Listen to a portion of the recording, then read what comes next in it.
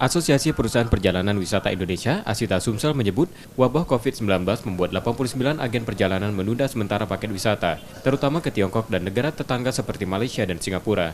Kondisi ini membuat agen perjalanan di Sumsel mengalami kerugian hingga 60%. Sejak wabah COVID-19 pada Januari lalu, wisatawan meminta pengembalian uang.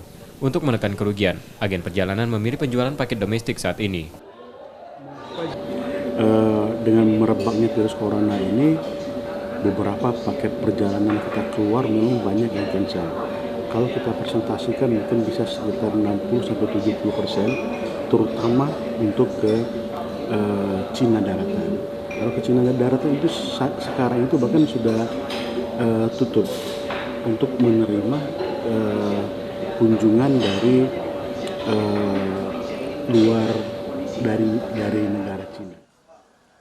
Setiap bulan terdapat 20 agen perjalanan dengan ratusan wisatawan yang dibawa menuju negara tersebut. Satu agen bahkan mampu membawa 20 hingga 40 orang satu kali perjalanan. Rizky Oktora, Muklas Diferensial, Kompas TV, Palembang.